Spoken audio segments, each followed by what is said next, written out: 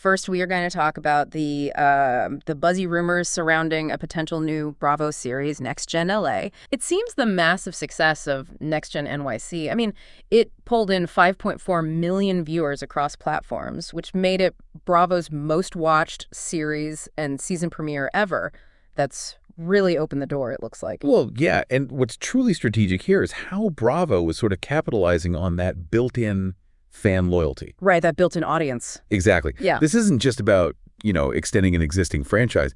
It's a very calculated move to tap into an audience that's already there by focusing on the kids of established stars. It's like an inherited legacy in reality TV. Okay, so let's get into the specifics. Who might be joining this new West Coast thing, and who's decided maybe not? Mm-hmm. We know Kyle Richards' daughters, Alexia Umansky, she's 29, and Sophia Umansky, 25. They've reportedly been asked. Okay. And they're among 6 kids of Real Housewives stars who've been approached, apparently. Which that raises a pretty important question, doesn't it? How do these younger generations navigate fame that's, well, it's been largely established by their parents? Yeah. Do they just embrace the spotlight, or do they consciously try to, forge their own path, maybe even distance themselves a bit? Well, interestingly, not everyone they asked was eager to jump in. Reps for Landon Barker, who's 21, and Alabama Barker, 19, Travis Barker's kids, Kourtney Kardashian's stepkids. Right, high profile. Very. They confirmed to TMZ they were asked, but they declined the offer. Mm-hmm. And on the flip side, despite some rumors, Disney Channel actress Sky Jackson, 23, was not actually asked. See, that illustrates the careful curation involved in casting these shows. Yeah. Producers aren't just looking for names people recognize. They're seeking specific group dynamics, existing connections, to ensure an authentic, well, often dramatic narrative. True. And the decisions by Landon and Alabama Barker to say no, that's pretty noteworthy. It suggests a conscious choice about managing their already high-profile image, but on their own terms. So other names approached. We have Camille Grammer's daughter, Mason Grammer, 23, Adrienne Maloof's sons, Gavin Nassif, 22, and the twins, Christian and Colin Nassif, 19. Right. Heather Dubrow's son, Nick Dubrow, 21, and Larsa Pippen's son, Preston Pippen, 23. Also, Dance Moms alum Nia Sioux, 24, is reportedly being considered too. Wow. Okay, so if we connect this to the bigger picture, it really demonstrates the surprising depth of the talent pool available within the reality TV universe itself. Mm-hmm. Almost a generational handoff. Yeah. But it's definitely still in its very early stages. The series hasn't been officially greenlit or filmed yet. It makes you wonder if we'll see this trend pick up steam across other franchises. Well, we even have some interesting insights from the parents. Cynthia Bailey from Real Housewives of Atlanta, she said her daughter, Noelle Robinson, 25, joining is totally her decision, and that Noelle's been watching it to see how she feels about it. Adrienne Maloof basically said the same thing about her boys. It's up to them. Right. It seems like the parents are letting the kids take the lead here. Letting them choose their path, right. Next update we have about Scheana Shay and the Valley. Scheana. Okay. Yeah. Yes, Scheana. Here's where it gets really interesting for fans of both Vanderpump Rules and The Valley. A new report says Scheana Shay's casting on the next season of The Valley is basically maybe more a profoundly, done it sets deal. the scene for an incredibly and she's expected to take raw on a much larger role, especially since Jax Taylor is leaving the show. Personal This narrative strategic arc. casting move. The show will undoubtedly explore the aims to fill that aftermath void of that major Keep the personal audience revelation that engaged. just came out. That revelation, which Scheana detailed in her new memoir, it's that her husband, Brock Davies, cheated on her multiple times while she was pregnant. Yeah, it was rough. And he waited years to tell her. Right now, she's just a friend on The Valley, but sounds like that's about to change. Big time. What's really striking here is how the producers are just leaning right into the raw, unscripted drama of real-life trauma. That insider, quote, confirms Scheana's casting will explore the aftermath of her affair becoming public and other struggles within her marriage to Brock. Yeah.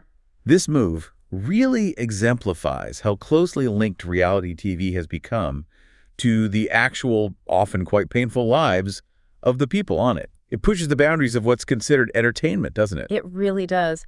The insider also added that it helps that she is already genuinely good friends with all of them and fits in naturally with the group. Right, the chemistry. Yeah, suggesting she'll be a Vanderpump Rules bridge for The Valley. And the executive producer, Alex Baskin, kind of hinted at her return, saying they were making plans for next season, and Scheana is really friends with that entire group. Which illustrates the ongoing importance of organic connections within the cast for authentic storytelling. True. That's something viewers often connect with, even when the situations are super dramatic. Yeah. It speaks to that constant challenge of creating natural drama when real friendships are actually involved. Also in other news, Scheana shared a quick update on where things stand with Ariana Madix. Oh. Their last text was June 24th for Ariana's birthday. Scheana sent greetings. Ariana replied, "Thank you," with emojis. Okay, polite. Pretty much. Scheana also confirmed Ariana sent her a birthday text back in May, and she invited Ariana to her party, but Ariana was in New York then. So it provides a brief but kind of telling glimpse into the current state of their friendship, right? Yeah. Maybe a bit distant. Yeah. It highlights that despite all the public scrutiny and the drama, some personal connections manage to endure, even if they're just, polite pleasantries now. And in a proud moment for Scheana, she reacted on Instagram to her book making the New York Times bestsellers list. It landed at number 4. Wow, number 4? Yeah, she posted a screenshot, caption, "Speechless so." Huge accomplishment for her. Definitely, good for her. Next update we have about the Real Housewives of Orange County. Okay, shifting gears to the OC firestorm. Always fiery, right? Where truth and drama are constantly duking it out. We've got an explosive recap that depicts the latest confrontations, really showcasing how these old resentments just keep fueling new conflicts. The dynamics there are just incredibly complex, aren't they? And they illuminate this central theme in reality TV, the weaponization of information. Mm-hmm.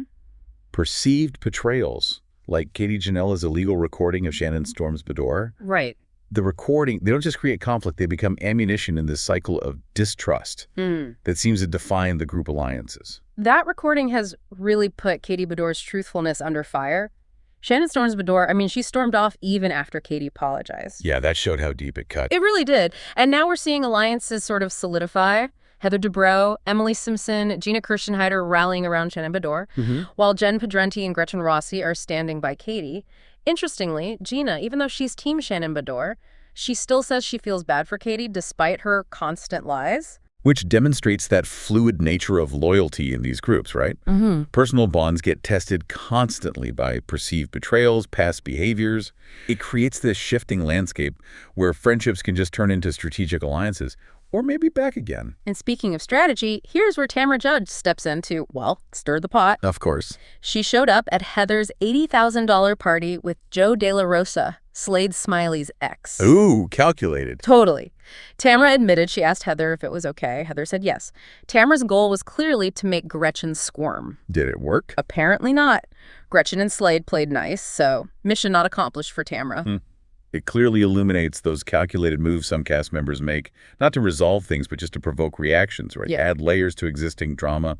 It's almost performative. This cycle of blame and deflection was also really clear when Tamra confronted Katie and her husband Matt outside the party, pretending to be concerned. But Matt was just over it. Katie believes Tamra is the root of the problem, saying Tamra knew about the recordings of Shannon Bedore for a year before revealing it now. Tamra naturally reminded Katie she isn't innocent either.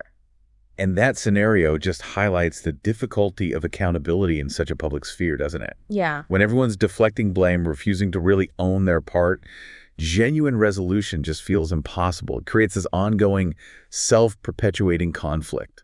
Meanwhile, Jenn was fuming at Tamra, telling Heather the group always makes allowances for Tamra.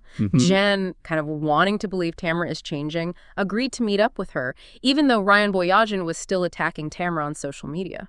It clarifies that recurring pattern, this desire for change, for resolution, often clashing directly with these deeply entrenched patterns of behavior and all the history within the group. It's like hope versus history. In a quick side update, Gina and Travis Mullen are still doing their real estate thing, the Gated Group. But interestingly, Heather Dubrow listed her $25 million house with Josh Altman and Josh Flagg, not Gina and Travis. Might raise some eyebrows there. Heather seems happy to unload the huge house now her kids are growing up. Yeah, wonder if that caused any tension.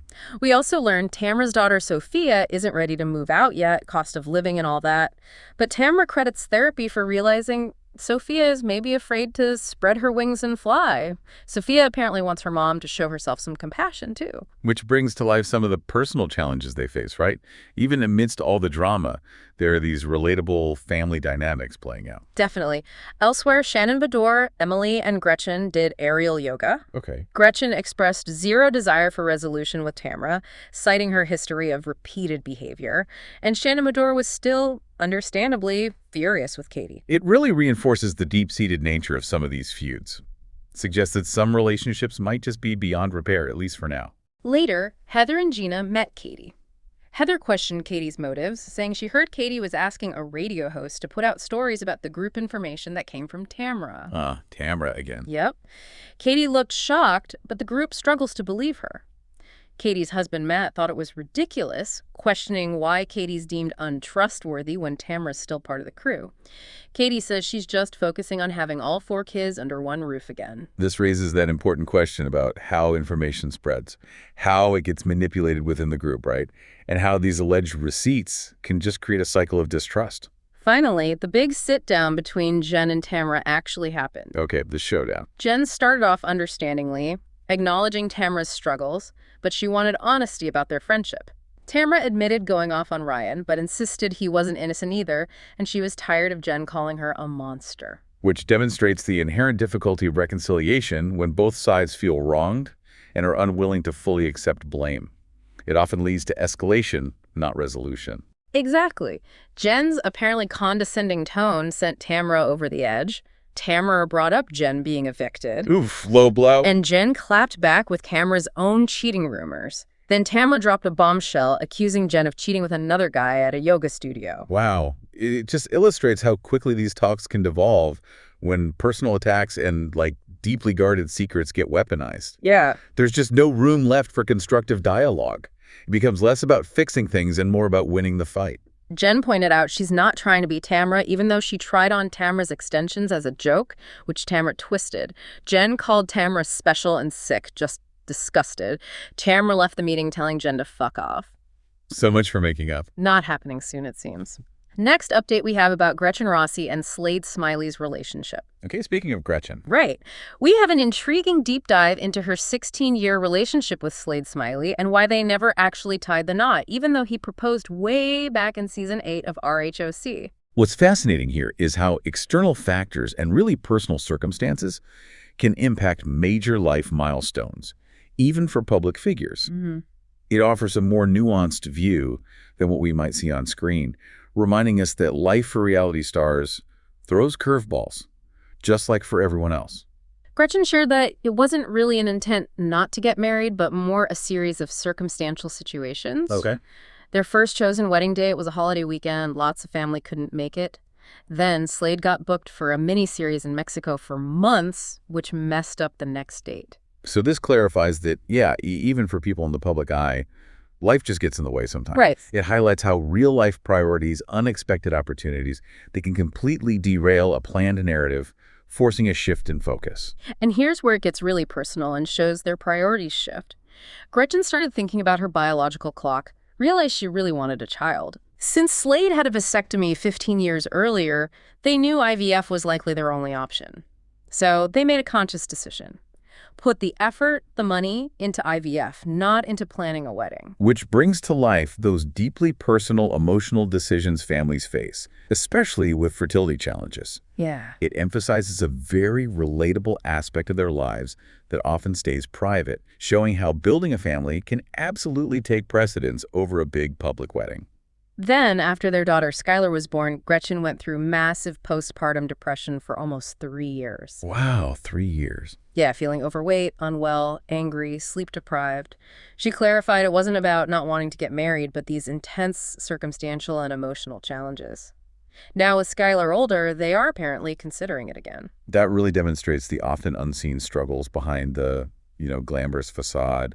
It illuminates the huge impact of mental health and just the profound adjustments of new parenthood on life plans, pushing those big milestones way back. Gretchen also talked about the origin of her long feud with Tamra. She revealed she didn't come back to RHOC to feud. She was genuinely hoping for an adult conversation, maybe some accountability from Tamra, which she now realizes was foolish to think. Which illustrates that enduring desire for closure, right, or resolution in these long conflicts, and the predictable disillusionment when those expectations aren't met, which only solidifies the rivalry. Gretchen mentioned rumors from Tamra's camp that Tamra was mad because Gretchen came in and she was always considered the hot one and the young one, and you stole her thunder. Ah, the classic thunder stealing. Right. Gretchen believes this epic feud actually changed a little bit of the trajectory of Housewives as a whole, and on returning this season, Gretchen initially said, Absolutely not. But production kept asking, she talked it over with Slade, and decided this season felt right given her friendships with old and new cast members. Interesting timing. Next update we have about Julia Lemigova from The Real Housewives of Miami. Okay, heading down to Miami. Let's cross the country. A deep dive into Julia Lemigova's recent comments on Watch What Happens Live, where she talked about her ongoing drama with Gertie Abrera. What's fascinating here is just the sheer complexity of these relationships under the constant reality TZ scrutiny, where past events just keep rippling through the present, often creating entirely new conflicts years later. Julia admitted the drama with Gertie is confusing even to me. She said it started on the cruise a long time ago, not at that Zoom meeting. Okay, going way back. Then she discussed the water throwing incident, a moment viewers definitely remember. Julia expressed deep regret, saying she thinks about it every day. Wow. Called it totally not my character, admitted she was out of line, her emotions got a hold of me. She apologized again to Gertie, acknowledged causing a lot of pain, even though they apparently kissed and made up later on, literally and figuratively. She hopes they can put it all behind us at the reunion. Which illustrates that genuine remorse that can emerge after these impulsive actions under pressure, right? Yeah. And it highlights the desire for real-world reconciliation beyond the cameras. Yeah. It brings to life the unseen emotional toll these confrontations take. Julia also addressed Gertie calling her out for getting a facelift during Martina Navratilova's cancer treatment. Oh, yeah, that was controversial. Julia found it upsetting. Gertie discussed Martina's medical condition publicly. She clarified, yes, she did go to Paris to see her daughter Emma and also get a facelift. Which depicts that incredibly fine line reality stars walk between their very personal lives and their public narratives. Totally. And it shows how intimate details can just be weaponized in conflict, blurring the boundaries of what should probably remain private. Julia also clarified her different views on surrogacy with her wife Martina. She confirmed she doesn't agree with Martina's belief that you can't really have it all through surrogacy. Okay. Julia stated, Martina and I share a bed, but we don't share a brain, and affirmed her own belief in surrogacy. Which brings to life the fact that even in the closest relationships, people can hold distinct, sometimes contrasting beliefs, especially on deeply personal topics like family building. It's a candid look at the nuances of their partnership. Moving to her feud with Adriana Demora, Julia confessed she should have done more to have her back at that cast boat party. She called Adriana not a fun drunk and slammed her for shading Marisol Patton's wrinkly and bony knees, calling it iconically disgusting. So this demonstrates those internal reflections, the regrets that can surface after things play out on screen. Yeah, hindsight. Exactly. Offering a more introspective view. It shows her processing events later, maybe with a different perspective than she had in the moment. Julia named Gertie as the biggest narcissist on the cast, but surprisingly named Adriana as the cast member with the best work done, and also Martina's least favorite of the group. Ooh, interesting mix there. On why the cast was harder on Gertie for texts than Julia for the water toss, Julia suggested it was Gertie's decision to display the texts at her celebration of life party in front of cancer survivors that really horrified her castmates. Which illuminates the nuanced ways perceived transgressions get judged within the group, right? Yeah. It's often not just the action itself, but the context, the perceived impact on others that dictates the reaction and shapes the narrative. Julia also addressed Nicole Martin's suggestion she ditched her original friends for the cool girls. Julia stated she wanted all of us to be cool girls and worked hard for Adriana to rejoin Alexia and Marisol's friendship and some sort of succeed. She says she's optimistic about saving her friendship with Adriana at the reunion, admitting it's a mystery why it ended, and they haven't talked at all since filming wrapped. Wow, hoping for a reunion resolution then. Next update we have about Rachel Leviss' life post Vanderpump Rules. Okay, Rachel. A big shift for her. A huge shift. Let's explore the significant life changes for Rachel Leviss after her very public exit from Vanderpump Rules. She's now openly discussing moving out of LA, quitting what she termed a toxic job, and how she's reinvested her podcast earnings. This really brings to life that journey of personal reinvention and healing, especially for someone who went through such intense public scrutiny and a really dramatic, very public career shift. Definitely. It's a powerful testament to the power of agency, reclaiming your own narrative after a really difficult time. Rachel shared on Instagram how she responds when people say she looks happier now. Her answer is, thanks, I quit my toxic job and moved out of LA. Direct. Very. She went on to explain she invested the money from her Rachel Goes Rogue podcast into her new sound healing business. Which demonstrates a very deliberate, conscious pivot, right, towards a path aligned with personal well-being rather than chasing public fame. Mm-hmm. It highlights a really intentional effort to rebuild, reprioritize her life on her own terms. That's a significant departure from her previous public persona. She added that she started healing my childhood wounds, began listening to the call of my soul, started romanticizing my life, and stopped taking life so seriously. She now gives herself time to rest and recover. Sounds like a totally different life. It clarifies a profound personal transformation, moving beyond the superficial demands of reality TV into a more introspective, self-care-focused existence. It's a journey of self-discovery, clearly driven by a desire for internal peace over external validation. Rachel also revealed she met a guy, Jason Butcher, Oh. who encourages her to pursue my dreams. She shared photos, noting he's expanded my world in more ways I could have ever imagined. She says she's no longer compromising my values and that happy is an understatement, expressing thankfulness for the past 2 years. Which illustrates the profound importance of supportive relationships and personal growth, doesn't it? Absolutely. And how finding alignment with your core values can lead to deep happiness, even after navigating incredibly public challenges and controversies. And this all aligns perfectly with her decision to end her podcast, Rachel Goes Rogue. She explained she wanted to walk away from continuing the podcast to move on from, having one foot in the door of Vanderpump Rules and one foot out, and choosing a life that is fully aligned in my values and who I want to show up as every single day. She explicitly says she made the decision to take both feet out of the Vanderpump Rules universe. Wow. Closing the door completely. Good for her. Next update we have about Carl Radke from Summer House. Okay, Carl. Let's wrap up our deep dive with Carl Radke. He recently announced the opening date for his new non-alcoholic bar, Soft Bar. Soft Bar, right. And shared some very candid thoughts about his sobriety journey and his relationship with ex-fiancée Lindsay Hubbard. This update really brings to life Carl's personal and entrepreneurial growth. It reflects his deep commitment to a sober lifestyle, while he's simultaneously navigated the complexities of his past relationships, especially one as public as his with Lindsay. It's a real testament to his resilience. Carl confirmed the Soft Bar's grand opening for friends and family is August 27th, then open to the public September 5th. Okay. Date's set. He got a great space back in January, been building it out since March. He's focusing on extending that coffee and non-alcoholic culture into the evening, making it dog and kid-friendly during certain hours, too. It illustrates his vision for a new kind of social space, doesn't it? One that caters to a different lifestyle, offers a safe, inviting environment that's accessible to a wider audience, definitely reflects a growing demand for those kinds of inclusive social alternatives. A lot of people wonder how Carl maintains his sobriety surrounded by castmates who are, drinking heavily in the Hamptons. Yeah, that must be tough. He admitted that if he were still deep in his addiction, he just wouldn't be in the house at all. He'd be isolated, off the radar. Being honest about his struggle actually allowed him to show up. He said it was like a crash course in navigating places where he used to drink or party. Which depicts the immense strength and vulnerability, really, required to confront addiction so publicly, especially in that kind of highly social filmed environment. Mm-hmm. It shows how transparency can be a really powerful tool in maintaining sobriety, even in incredibly challenging settings. He's incredibly grateful for the support from his castmates, Kyle, Amanda, Lindsay, Paige, Ciara.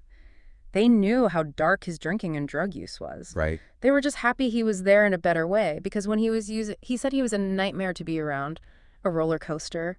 He feels lucky his friends welcomed him back and that Bravo has been supportive.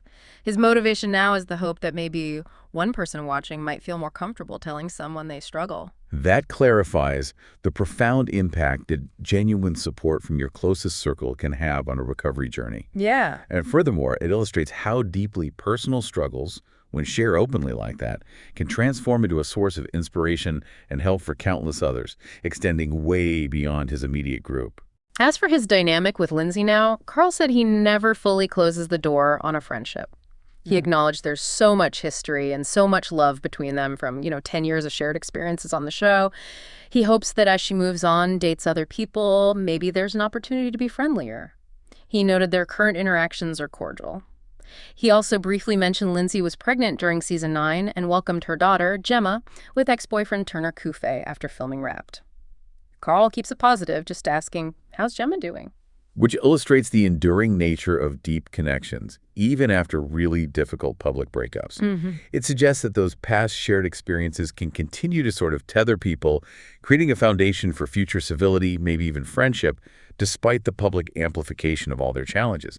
And it shows a genuine concern for her well-being, even now. Wow, okay. We have covered a lot of ground today. From the potential future of reality TV with these next-gen shows to the very personal battles and transformations of its established stars.